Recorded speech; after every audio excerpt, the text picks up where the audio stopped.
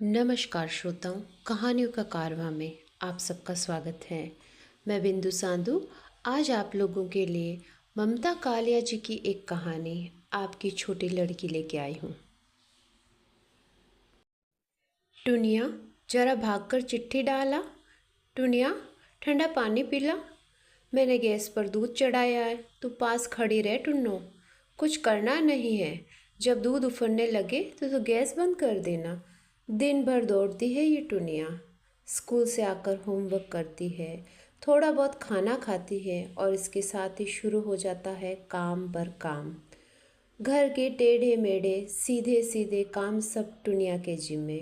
टुनिया बाजार से लकड़ी लाएगी, टुनिया पौधों में पानी देगी, टुनिया मम्मी को दवाई देगी, टुनिया बाहर सूख रहे कपड़े उठाएगी, टुनिया 10 बार दरवाज़ा खोलेगी, 10 बार बंद करेगी। अगर पड़ोसिन आंटी से 15 दिन पहले दी गई कटोरी मांगनी है तो टुनिया जाएगी। वह इतनी बहादुर है कि जो जाकर सीधे सीधे कह दे, आंटी कटोरी दे दीजिए, वही जिसमें हमने सरसों का साग दिया था आपको। अचानक मेहमान आ जाए तो बर्फ़ मांगने केरे वाला मैम साहब के पास टुनिया ही जाएगी और किसी की मजाल की उस बदतमीज़ औरत को पटाक कर उसके फ्रीज से बर्फ़ निकाल ले। टुनिया है 13 साल की पर लगती है 11 की। न उसे दूध पीना अच्छा लगता है न अंडा खाना।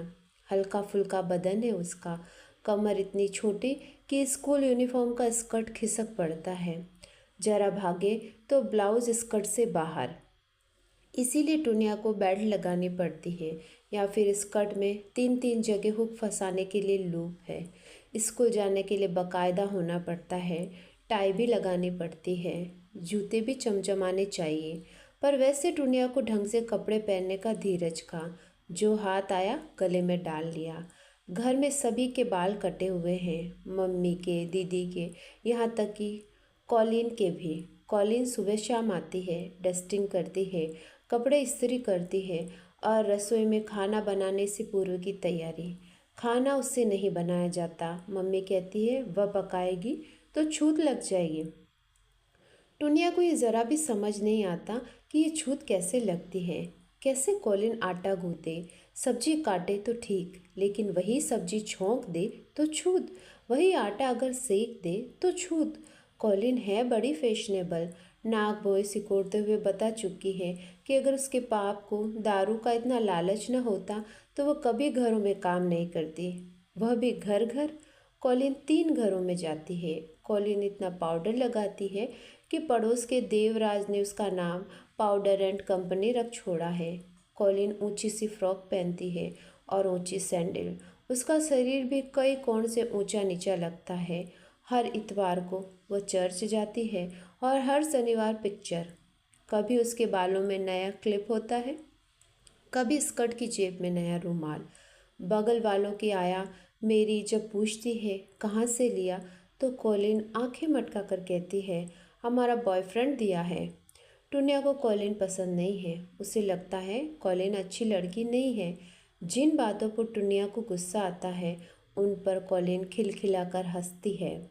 हर समय मस्ती सी चढ़ी रहती है उस पर। फैशन और पिक्चर के सिवाय उसे कुछ नहीं सोचता। वह बाकायदा एक्टिंग करके पिक्चर की कहानी सुनाती है, भले ही कोई सुने चाहे न सुने। उसका इस तरह मटकना टुनिया को नापसंद है।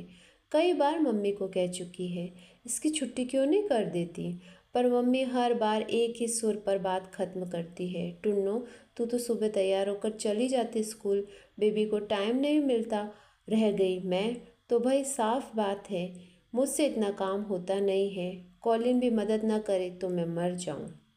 मम्मी मरने जीने के सवाल न जाने कहाँ से ले आती है। बात बात पर अभी जब जबलपुर से माथुर आंटी आई थी और छुट्टियों में टुनिया को साथ ले जाना चाह रही थी तो मम्मी ने कहा ना बाबा ना, टुनिया को मैं नहीं भेज सकती। एक तो कॉलिन छुट्टी पर गई हुई है, ऊपर से तू इसे ले जाएगी, मुझसे नहीं होता सारा काम, मैं जीते जी मर जाऊंगी। माधुरी आंटी अकेली वापस चली गई। हालांकि टुनिया मन ही मन बहुत तरसी थी साथ जाने के लिए। कैसा होगा जबलपुर, उसने मन ही मन सोचा था। अपनी किताब में उसने भेड़ाघाट के बारे में पढ़ा। वहाँ जाकर मिलान करना चाहती थी कि किताबें कितनी सच बोलती है, पर मम्मी को वह कैसे मर जाने दे। मम्मी की खातिर तो वह सारा दिन भागती है, कई ऐसे काम करती है जो उसे कतई पसंद नहीं है। मसलन पाल साहब के यहाँ जाकर पापा को फ़ोन करना, नल बंद होने पर निचली मंजिल पर डॉक्टर जगतनिया के घर जाकर पानी लाना, बाहर से कांदा वटाटा खरीदना और सामान मम्मी को पसंद ना आए तो उसे वापस करने के लिए दुकान पर जाना। मम्मी उससे दुनिया भर का सामान मंगाएगी, फिर उसमें मीन में एक निकालेगी। साबुन में तू 10 पैसे ज़्यादा दे आई। बट्टी देकर वापस बोहरा के पास जा और कहे हमें नहीं लेना साबुन, लूट मची है क्या, जो दाम मन में आया ले लिया। टुनिया इतनी बड़ी हो गई तू, अभी तक तुझे अदरक खरीदने की अक्ल नहीं आई।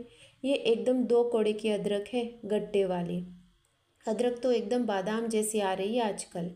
अब टुनिया क्या जाने अदरक बादाम जैसी होती है, उसे तो अदरक एकदम नीरस चीज़ लगती है, खाने में भी और देखने में भी।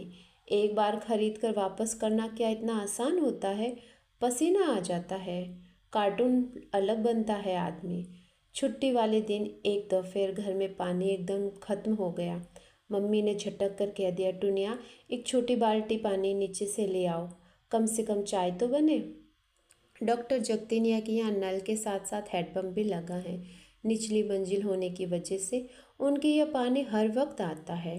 डॉक्टर और मिसेस जगतिनिया दोनों सुबह अपने क्लिनिक पर जाते हैं, दोपहर 2.5-3 घंटे लौटते हैं। लौटकर खाने के बाद वे सो जाते हैं एयर कंडीशन चलाकर। उनके घर की पूरी देखभाल उनका नौकर राम जी करता है। वही फ़ोन सुनाता है, कॉल बेल बजने पर दरवाज़ा खोलता है, कार साफ करता है, खाना बनाता है। सारी शाम जब डॉक्टर साहब और मिसेस जगतिनिया क्लिनिक पर होते हैं, राम जी टीवी देखता है। ये उसका रोज़ का काम है। टीवी को वह टीवी कहता है। एक एक अनाउंसर को वो पहचानता है।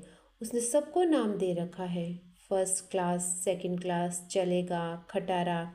उस दिन टुनिया पीतल की बाल्टी लेकर नीचे पहुंची तो डॉक्टर साहब का पिछला दरवाज़ा खुला था। टुनिया सीधे अंदर पहुंच गई। नल खोलकर देखा, पानी नहीं है। फिर उसने हैंडपम्प चलाया, वह भी सूखा था। तभी राम जी रसोई से निकला और बोला आज पानी नहीं है, सब खलास। टुनिया ने एक बार नल खोलने के लिए हाथ बढ़ाया तो राम जी ने गंदे इशारे कर किए। टुनिया उस समय कुछ नहीं समझ पाई, पर जो कुछ उसने देखा, घबरा कर वह दहशत से चीखती हुई भाग खड़ी हुई। बाल्टी उठाने वापस आना उसने होश नहीं रहा। बेतहाशा भागती टुनिया तीसरी मंजिल पर घर में घुसी। मम्मी की धुड़की पड़ी, पानी नहीं लाई ना, अब पीना शाम की चाय। काम तो कोई करना ही नहीं चाहता आजकल।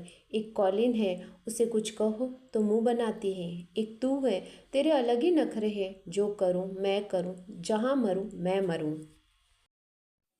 टुनिया का मन इस वक्त इतना घिन्ना और घबरा रहा था कि वह क्या न कर दे, पर माँ की भुनभुनाहट सुनना भला उसे अच्छा नहीं लगा। ये मम्मी, इन्हें क्या फिक्र, टुनिया पानी क्यों नहीं लाई, इनका तो बस काम होना चाहिए, नहीं तो जो मरे तैयार बैठी है।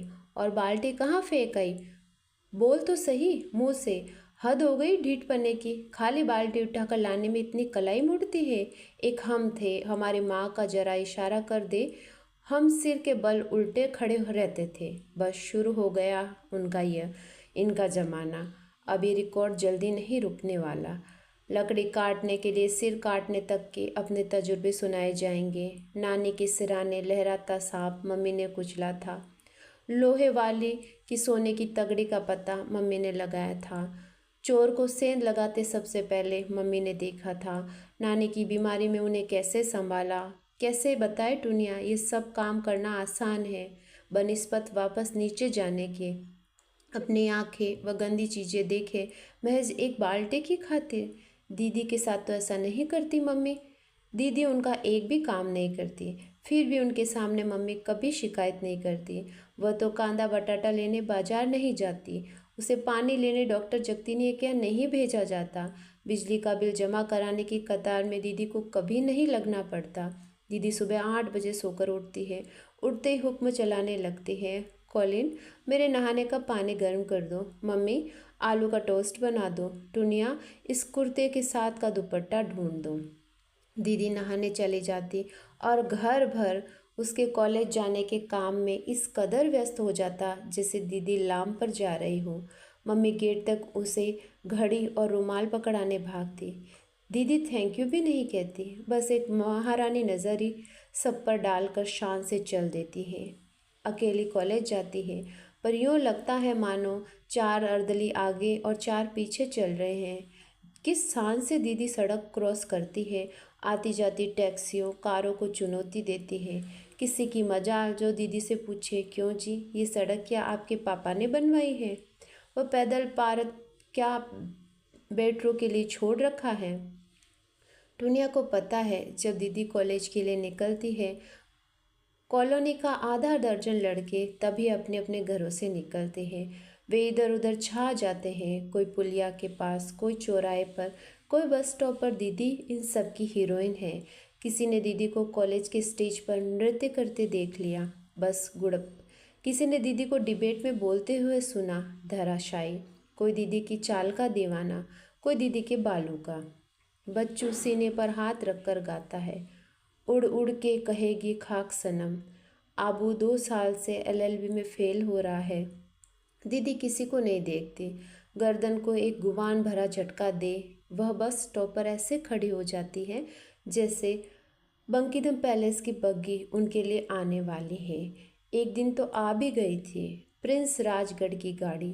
दीदी बस स्टॉप पर खड़ी थी। चॉकलेट रंग की कार झटके से आकर सामने खड़ी हो गई।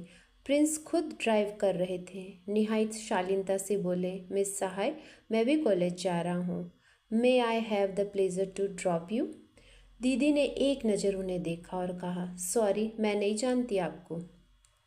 सिर झुकाकर प्रिंस चला गया। वह कॉलेज नहीं गया। वह इतना तिलमिला गया कि उसने उस दिन न सिर्फ कॉलेज वरन शहर ही छोड़ दिया।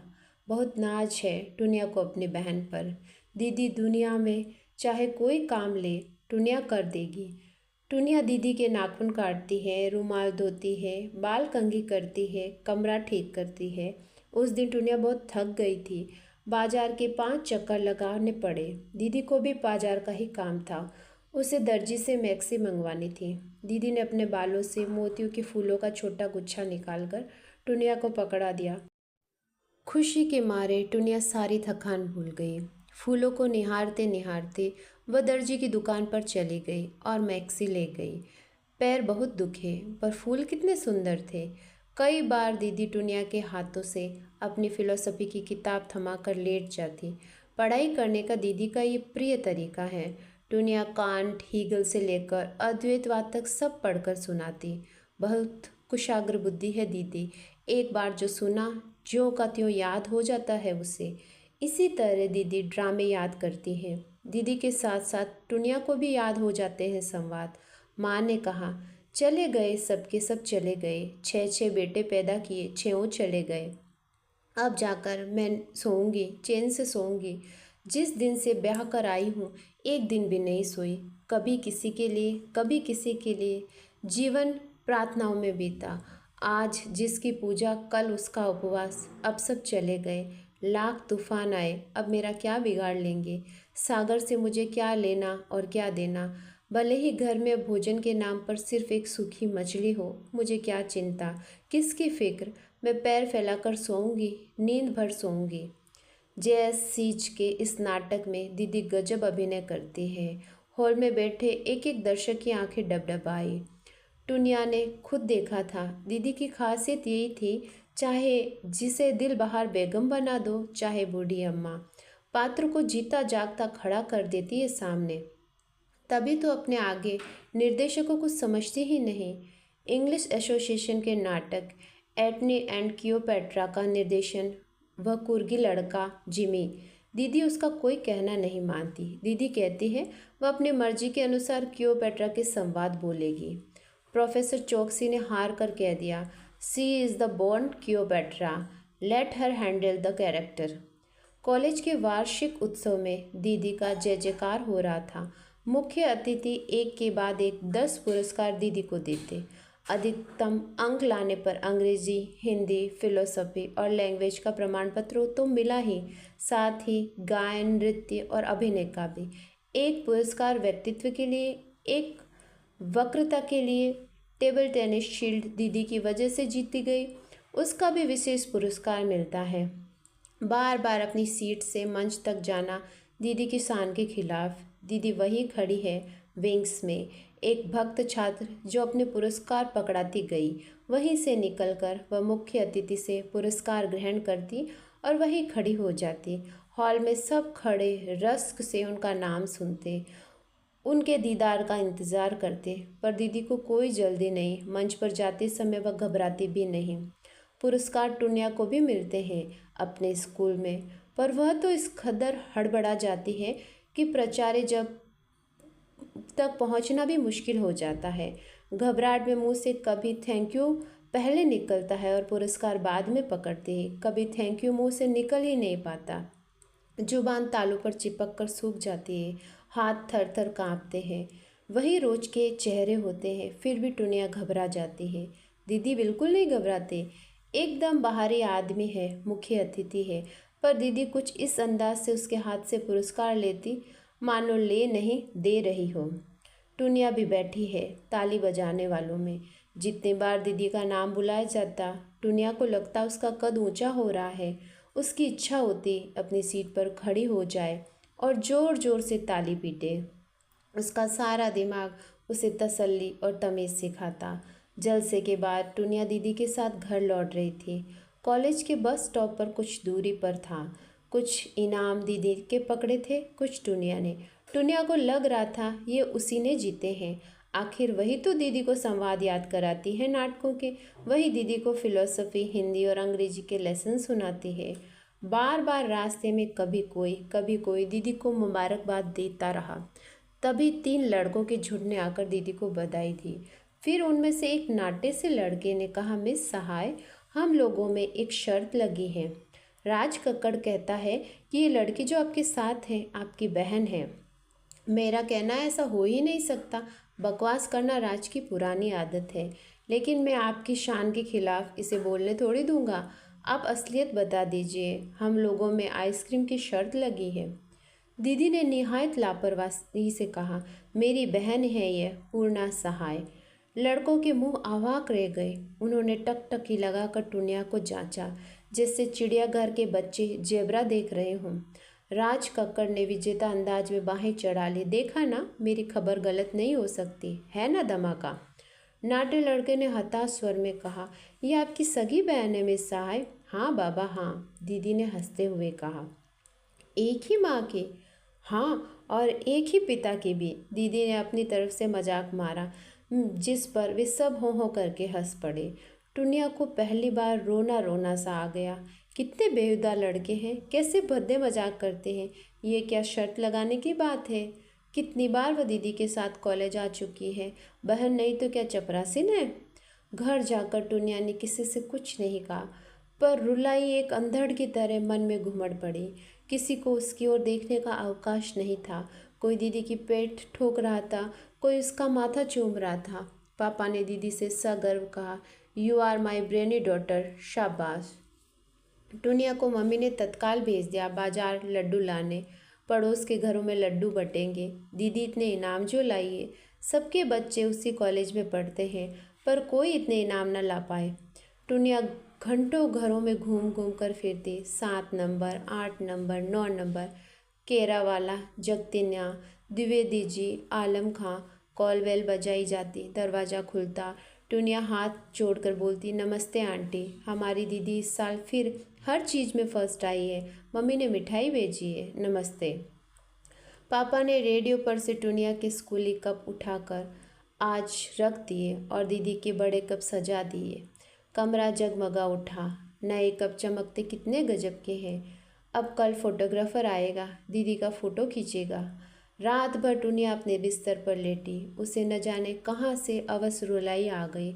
उसे स्पष्ट नहीं था वह क्यों रो रही है, पर आंसू थे कि बहे जा रहे थे। लगातार रोने से नींद भी उड़ गई। टुनिया दबे पांव उठकर गुसलखाने में गई। वहाँ लगे शीशे में उसने अपना चेहरा देखा। नहीं, इतना बुरा तो नहीं है, बर्दाश्त न हो। बाल उसके दीदी से लंबे और मुलायम है, त्वचा भी उसकी चमक रही है। फिर उन लड़कों ने क्यों कहा कि वह दीदी की कोई नहीं है? और फिर अगर लड़कों ने बदतमीजी की तो क्या दीदी उन्हें डांट नहीं सकती थी? क्या उसका हाथ अपने हाथ में लेकर गर्व से ये न कह सकी, देखो ये मेरी बहन है, मेरी अपनी छोटी बहन है, तुम्हें दिखाई नहीं देता? टुनिया क्या करे कि अपनी दीदी की बहन लगे? क्या गले में पट्टा लटका के, आटे के बोरे में मुंह घुसा करके छील डाले अपनी चमड़ी छिलके की तरह? टुनिया को इसी तिलमिलाहट में याद आई उस लाल लहंगे की, जिसके कारण उसे कितनी मार पड़ी थी। दीदी को टाउन हॉल में एकल नृत्य में नाचना था।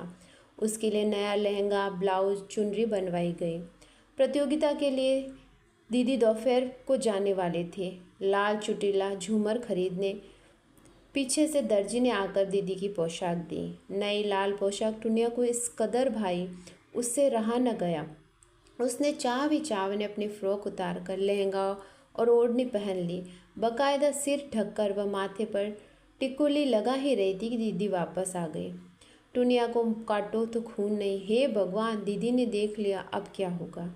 दीदी का पारा गर्म हो गया। तूने मेरी पोशाक क्यों खराब की? बता बता, दीदी ने उसे झकझोर डाला। दीदी खराब नहीं की, लो मैं उतार देती हूँ। दीदी रोने बैठ गई। मैं अब यह पोशाक नहीं पहनूंगी, ये गंदी हो गई। मम्मी ने दीदी से कुछ नहीं कहा, बस टुनिया की धुलाई कर डाली। इसके कारण दीदी की पोशाक गंदी हो गई है। टुनिया हफ्तों सोचती रही, क्या पोशाक इतनी जल्दी गंदी हो जाती है? दीदी का डांस बिगड़ गया, उसे पुरस्कार नहीं मिला। घर लौटते समय उसकी एक पायल भी खो गई। तब से टुनिया ने गांठ बांध दी, दीदी का कोई भी कपड़ा नहीं छुएगी, रुमाल भी नहीं। दीदी को दुखी नहीं करना। रात भर की छटपटाहट के बाद टुनिया ने तय किया वह लड़कों की खुराफात पर कतई ध्यान नहीं देगी। वह अपना पूरा ध्यान पढ़ाई में लगाएगी। दीदी के कॉलेज में अब कभी नहीं जाएगी, मम्मी कहेगी तब भी नहीं। स्कूल में टुनिया का दिन बहुत अच्छा बीता। इंग्लिश में वेरी गुड मिला, ड्राइंग में गुड। खुशी के मारे बाकी पीरियड भी खटाखट बीत गए। अब आई गणित की क्लास, होडी वाला सर की क्लास। लड़के लड़कियों को सबसे ज़्यादा सज़ा इसी क्लास में मिलती है। लड़कों को भी ज़बरदस्ती कैनिंग होती है। लंबी लचीली टहनी होडी वाला सर की क्लास का दौरा कर डालती है। सनाक सनाक हथेलियों पर कैन लेते लड़के रोते नहीं हैं, पर उनके होठ भीग जाते हैं। टुनिया के बदन में फुरफुरी आती है। जितनी बार ये आवाज़ सुनती है, सटाक सटाक, लड़कियों को मार नहीं पड़ती, उन्हें स्कूल के बाद रुकने और पाठ लिखने की सज़ा मिलती है। डिक्टेशन, क्या तुक है इसमें? सवाल गलत हुआ गणित का और सज़ा मिल गई। आर ह्यूमन स्ट्रक्चर को 9 बार लिखना है। टुनिया को कभी सज़ा नहीं मिली, लेकिन जिन्हें मिलती है वे भी तो उसकी सहेलियां हैं। उन्हें पता है लिखते लिखते उनकी बिचली उंगली नीली पड़ जाती है। टुनिया के सवाल कभी गलत नहीं होते, पर उसे सर का रवैया पसंद नहीं है। जिस समय छात्र सवाल कर रहे होते, होडी वाला सर खिड़की पर पीठ टिका गिद्ध दृष्टि से सबको देखते हैं। नो चीटिंग, लड़कों से निपट कर वे लड़कियों के पास आ जाते हैं।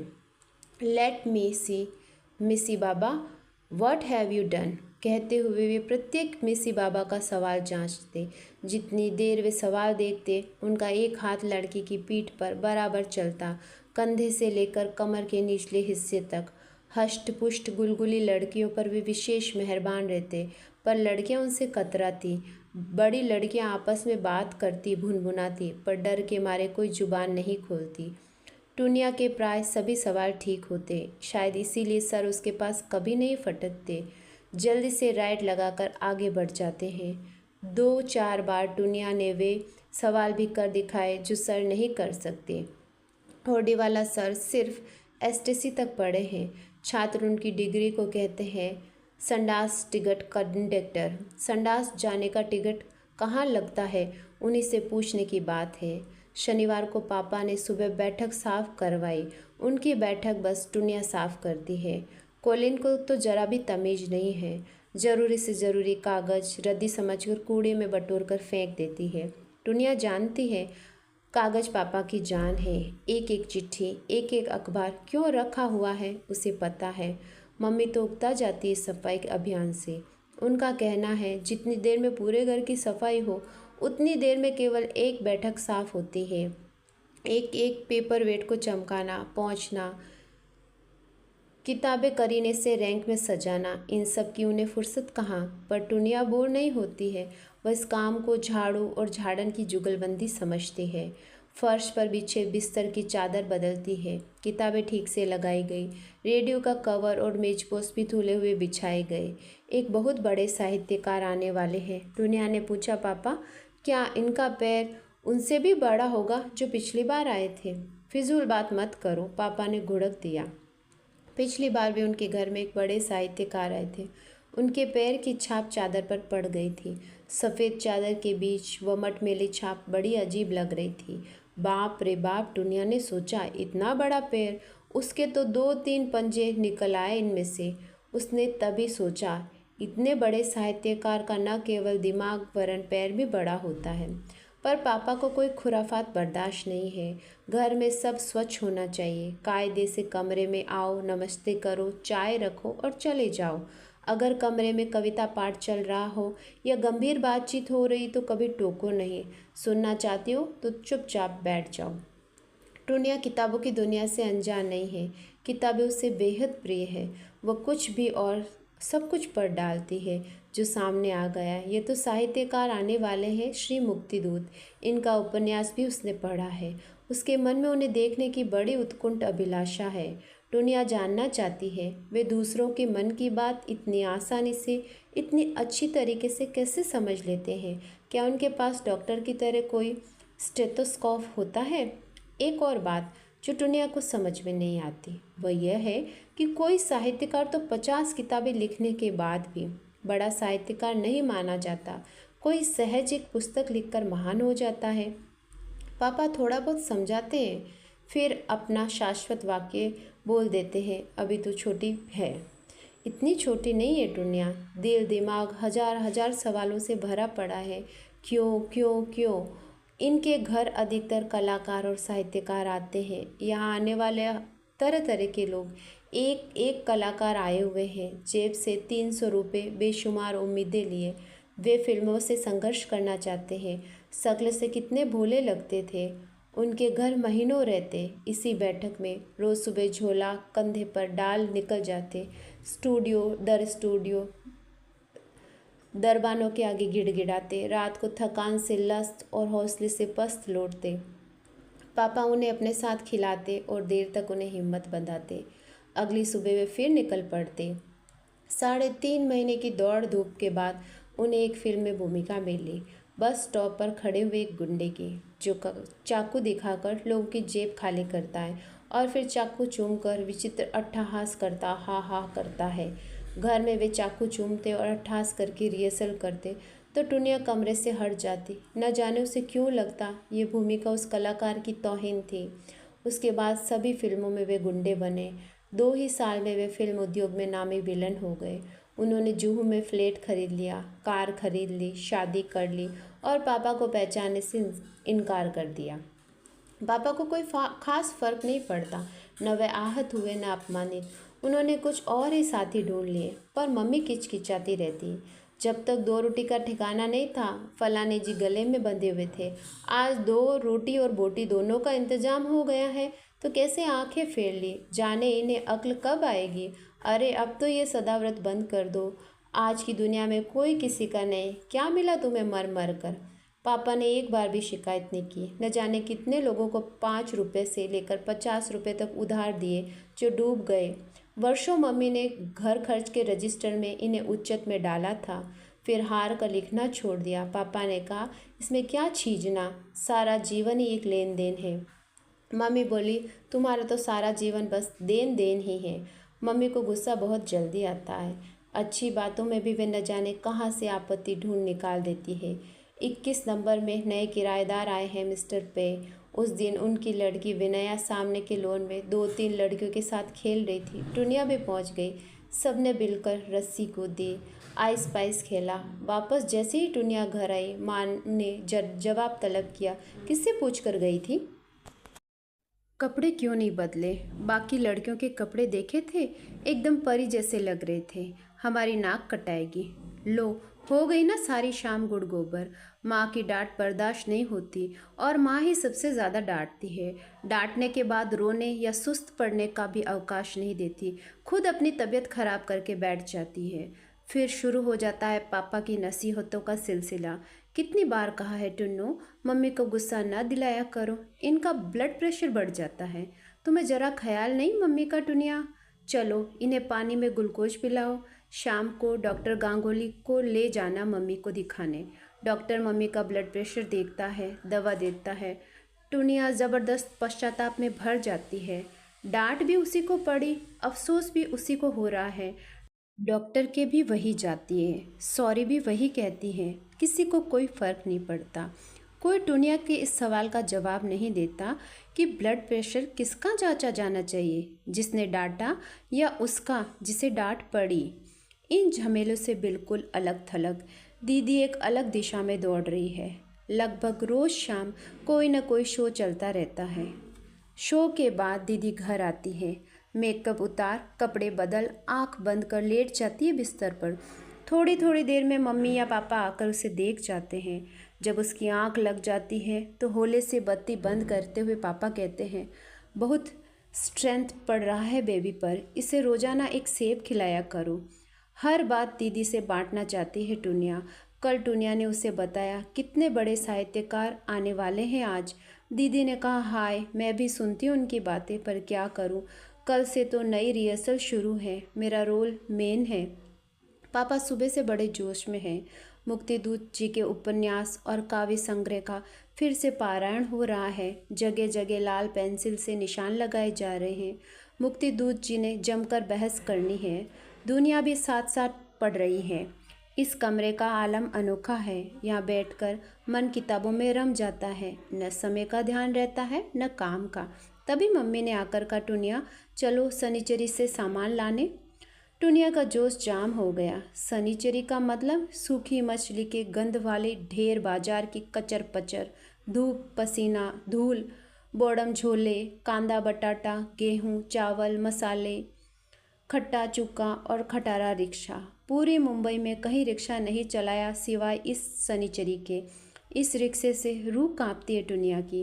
पहले तो बाजार की एक एक दुकान पर मम्मी को मोल भाव करते देखो, बोलो कुछ नहीं, बस झोले पकड़े खड़े रहो। फिर जब मम्मी की तसल्ली हो जाए तो सौदा ले लो। बराबर टकटकी लगाए तराजू देखती रहो, तराजू वाली कहीं डंडी तो नहीं मार रहा। इस चतुराई से मम्मी महीने का पूरा सौदा सनीचरी से लेगी।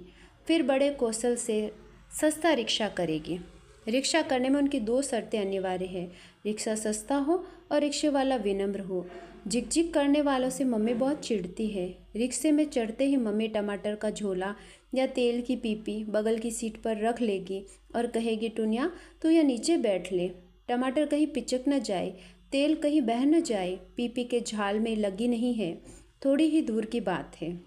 अगर टमाटर या तेल कुछ न कुछ न होता तो कॉलोनी की कोई और पड़ोसन मम्मी को ज़रूर दिख पड़ेगी। मम्मी उसे भी रिक्शा में अपने साथ लाद लेगी और कहेगी, टुन्नू तू जरा किनारे पर टिक जा या मेरे पैरों के पास। नहीं नहीं बहन जी, आप परेशान मत होइए, हमारी बेटी तो बड़ी सीधी है, जहाँ कहो बैठ जाएगी, जहाँ कहो खड़े हो जाएगी। बच्चों का क्या है, जैसे रखो रह जाते हैं। नहीं बैठना चाहती टुनिया इस तरह, कितनी शर्म आती है उसे। स्कूल की कोई सहेली देख ले या टीचर तो कितनी खिल्ली उड़ेगी उसकी। 8वीं में पढ़ती है, कोई बच्ची तो नहीं है। वह क्या घर की नौकरानी है जो पैरों के पास बैठे। इतना ही शौक है मम्मी को तो पड़ोसन को ढोने का, तो 2 रिक्शा क्यों नहीं कर लेती। टुनिया जब इस तरह बैठती है तो सामने से उसका कच्छा दिखने लगता है।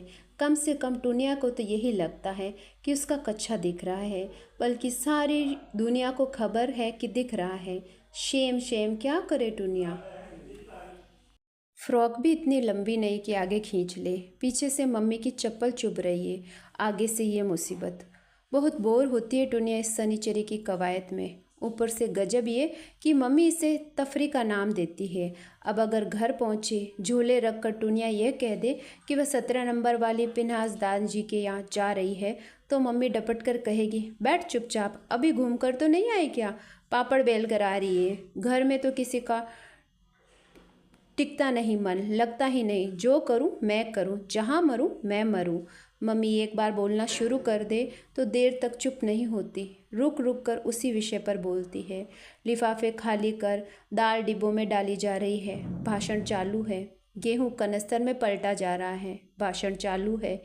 कांदा बटाटा अलग अलग टोकरियों में रखा जा रहा है और भाषण चालू है। धीरे धीरे ये स्वगत कथन में बदल जाएगा। टुनिया मम्मी के पीछे पीछे इस तरह घूमेगी मानो दोनों के पीछे कोई तार जुड़ा हो। मम्मी मुड़ेगी तो वह मुड़ेगी, मम्मी झुकेगी तो वह झुकेगी। मम्मी ने चिढ़कर एक बार फिर कहा, सुनती नहीं, फिर और धूप चढ़ जाएगी, जल्दी उठ। पापा ने किताब पर से नज़र उठाई और बड़े बम कर बोले, क्या तुम सुबह से कुड़कुड़ शुरू कर देती हो? आटे दाल के सिवा और कुछ पता भी है? नहीं जाएगी टुनिया, कितने बड़े साहित्यकार आ रहे हैं, किसी भी समय आ सकते हैं, या कौन बनाएगा चाय? जाना है तो कॉलिन को लेकर जाओ। एक कटखनी नज़र पापा और टुनिया पर डाल मम्मी चली गई। पापा द ग्रेट। टुनिया को मज़ा आ गया, कैसी बाल बाल बची वह सनीचरी की से, और कॉलिन क्या खूब फंसी। अभी अभी काम निपटा कर जाने की तैयारी कर रही थी, तभी तो उसने सबकी नज़र बचाकर फूलदान से फूल चोरी कर लिया था और बालों में लगा लिया था। टुनिया को सब पता है, रिक्शे में जब पटरे पर बैठना पड़ेगा सारी शान झड़ जाएगी आज। वह तो छूटी किसी तरह। अब जब पापा कहेंगे वह ऐसी फर्स्ट क्लास चाय बनाएगी कि मुक्ति दूध जी भी हैरान रह जाएंगे। दाल पहले से पीस रखी है, पकोड़े तल देगी। नहीं, दीदी क्यों करेगी मदद, अभी तो वह सोकर भी नहीं उठी। उठेगी फिर तैयार होएगी, तत्थई में लग जाएगी। कल की तो उसने ड्रामे का 25वां शो ख़त्म हुआ है, आज नई रिहर्सल शुरू है। वक्त से 1 घंटे बाद मुक्ति दूध जी आए, चमत्कार की तरह, एकदम झकझक सफ़ेद खादी का कुर्ता पाजामा पहने। आते ही हाँ हाँ हंसना शुरू। पापा बड़े प्रसन्न। मुक्ति दूध जी ने पहले उन्हें अफसरों को दृष्टिहीनता पर एक छोटा सा दिलचस्प भाषण दिया, फिर उदाहरण, एक से एक अजीबोगरीब। गनीमत है पापा ने बिना बित के सुन लिया। नहीं, कोई भरोसा नहीं पापा कब सहसा अफसर बन जाए, कब साहित्य प्रेमी। एक बार ऐसे ही किसी कवि ने बेतकल्लुफ़ी से बोलने पर पापा ऐंठ गए थे। उन्होंने त्योरियों से बोलना शुरू किया। कवि महोदय पापा को एक असफल मनुष्य बता रहे थे, जबकि पापा अपने को निहायत सफल मानते थे। पर मुक्ति दूध जी एक तो पापा के हम उम्र हैं, दूसरे बात करने का तरीका ही अलग है। चकित है टुनिया। पापा ने बताया था मुक्ति दूध जी न नौकरी करते न व्यवसाय, पर इतने अलमस्त, किसी बात की कोई फिक्र नहीं। शहंशाह अंदाज, गूंज भरी आवाज़, सिगरेट पीने का दिलकश अंदाज, किस कदर आत्मीय। खाया उन्होंने कुछ नहीं, लेकिन चाय खूब तारीफ करके पी। पूछा किसने बनाई, आपकी पत्नी ने? नहीं, टुनिया ने। यह है मेरी छोटी लड़की तुरना, पढ़ने में बहुत तेज है, चाय बनाने में भी। हाँ हाँ, मुक्ति दूध जी हंस पड़े, ये लड़की बहुत तरक्की करेगी। मैं तो कहता हूँ जो अच्छी चाय बना सकता है वह दुनिया में मुश्किल से मुश्किल काम कर सकता है। तभी दीदी तैयार होकर कमरे में आई। सफ़ेद साड़ी ब्लाउज़ में किसी ताज़ा लग रही थी, फूल की तरह। रोहिणी भाटे सभी छात्राओं को सफ़ेद वस्त्र में आने को कहती हैं। उनका कहना है नृत्य एक सात्विक क्रिया है, वह स्वयं भी सफ़ेद रंग ही पहनती है। मुक्ति दूध जी को नमस्कार कर दीदी ने पापा से कहा, पापा हमें ठीक 11 बजे पहुंचना है, रोहिणी भाटे की क्लास है, आज से वसंत सेना का रिहर्सल शुरू है। ठीक है, चली जाना, पापा ने कहा। तभी मिसेस रहीज़ा आ गई, 4 नंबर से। टुनिया के ये कहने पर भी कि मम्मी बाहर गई है, वह अंदर रसोई तक उन्हें देख आई, फिर आकर बैठक में बैठ गई। उस समय पापा और मुक्ति दूध जी में बहस चल रही थी, उत्कृष्ट साहित्य के लिए लोकप्रियता कोई शर्त हो सकती है या नहीं। मुक्ति दूध जी लोकप्रियता को व्यावसायिकता से जोड़ रहे थे, जबकि पापा उन्हें जनमानस से। वह बार बार रामचरितमानस के लोकप्रिय अंश उद्धृत कर रहे थे। मुक्ति दूध जी ने कहा, रामचरितमानस अपनी साहित्यिकता के कारण नहीं, धार्मिक आग्रह के कारण लोकप्रिय है। मिसेज रहेजा बैठी रही कुछ देर, अपनी एक एड़ी से दूसरी एड़ी खो जाती, फिर बोली, टुनिया हमने इडली का घोल बना रखा है, सांचा दे दो, जल्दी से इडली पक जाए। अब आई ना असल बात पर, यह रहेजा आंटी इतने बहाने क्यों बनाती है? आती ही सीधे कह देती सांची के लिए आइए। इन्हें क्या पता बैठक में कौन बैठा है इस वक्त। सच दुनिया को हैरानी होती है। कॉलोनी की सभी स्त्रियां एक सी एक, सबकी आदतें एक सी। सुबह उठकर मेकअप कर लेना, हर वक्त खाने पीने के बारे में सोचना, दोपहर को सोना, शाम को टीवी देखना और रात को घोषित करना, आज तो मैं बहुत थक गई। दुनिया ऐसी कतई नहीं बनना चाहती, वह तो ऐसी बनना चाहती है जैसे मुक्ति दूत जी। उसे लगा जिंदगी में जरूरी सवालों का जवाब साहित्यकार ही ढूंढ सकता है। मुक्तिदूत जी जानना चाहते थे कि क्या माधव मिश्र अभी भी इस कॉलोनी में रहते हैं। पापा ने बताया आजकल बहुत उदास है, कहीं आते जाते नहीं। हाल ही में उनकी पत्नी का देहांत हो गया। अकस्मात? नहीं, कैंसर था। मैं तो उनका घर भूल गया हूँ। कोई 8 बरस पहले आया था एक बार। किस नंबर में है? 108। इस ब्लॉक से हटकर उधर तीसरी सड़क के मोड़ पर जो क्वार्टर बने हैं उनमें। कहाँ भाई? टुनिया बता देगी, जानती है। टुनिया बेटी जरा मुक्तिदूत जी को माधव मिश्र जी के घर पहुंचा दो, पापा बोले। भाई लेकिन लौटकर एक कप चाय और पियेंगे। जरूर जरूर, पापा की मुस्कान खिल गई। पापा को क्या और चाहिए, उनका मन तो बस स्वागत सत्कार में बनता है।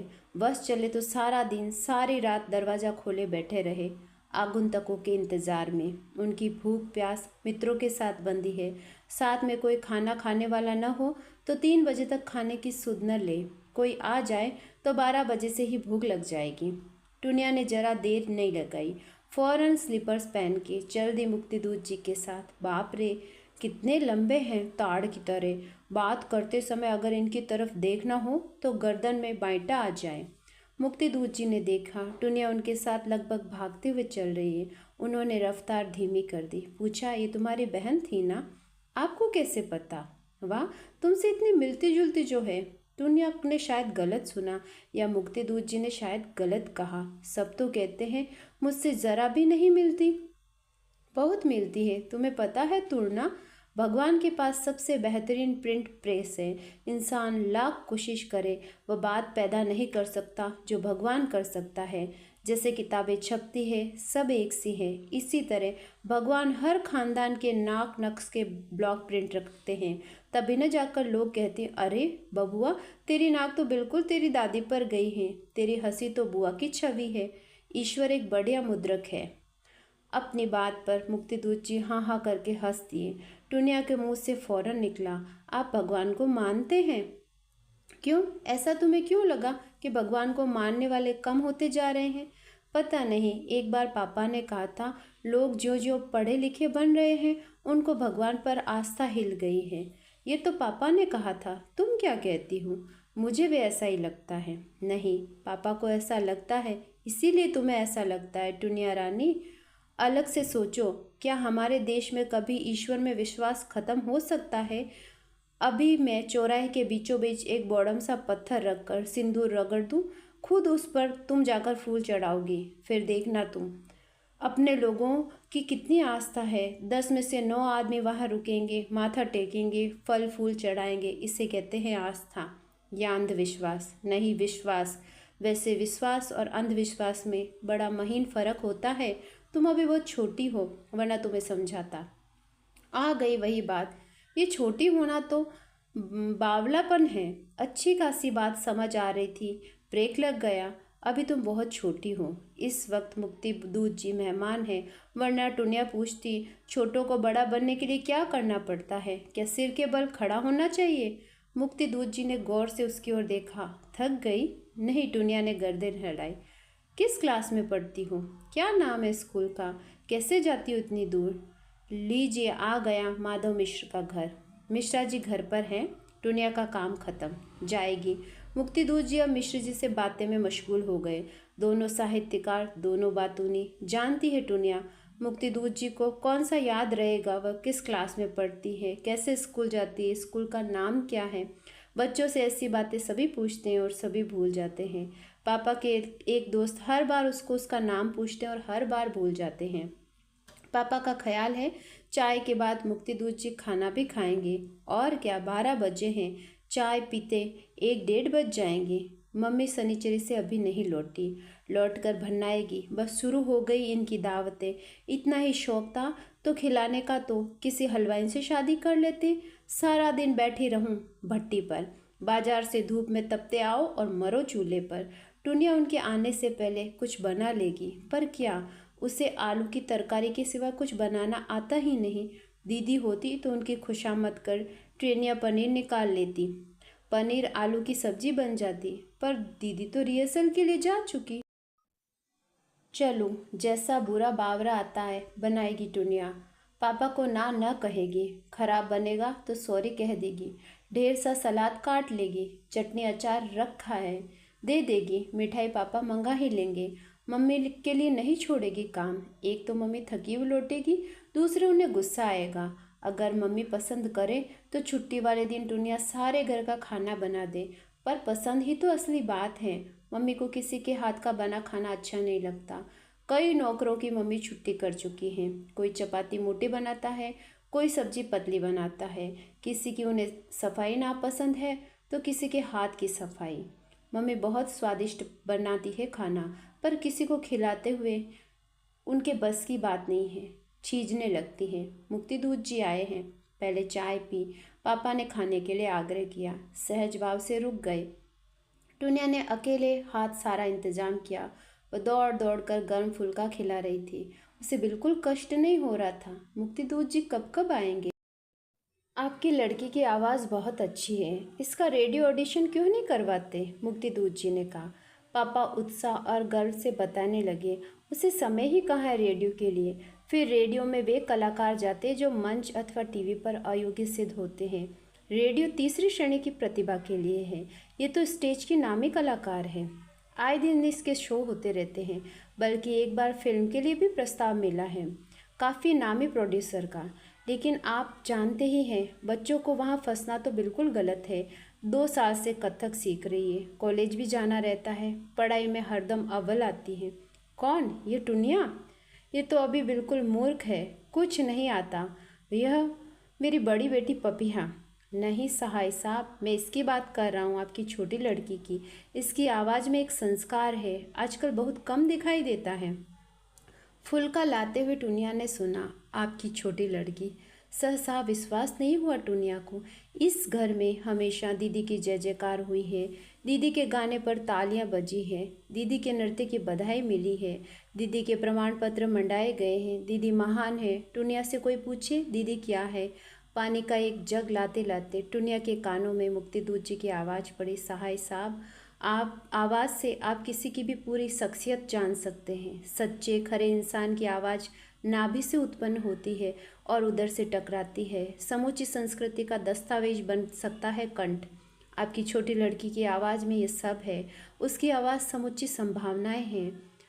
दुनिया का अंग अंग सितार सा झंझना उठा। क्या ये सच है? क्या ये सब उसके लिए कह रहा है? बहुत मजाक करते हैं, लेकिन हंस तो नहीं रहे। मजाक के मूड में तो नहीं दिखते, गंभीर होकर बोल रहे हैं। इतने बड़े साहित्यकार झूठ क्यों बोलेंगे? शायद झूठ ही होगा। यूं ही उन्हें खुश करने के लिए पापा की खुशामद कर रहे हैं। खुशामदी तो नहीं लगते, पर उनके सामने बोली भी कहाँ, वे ही बोलते रहे।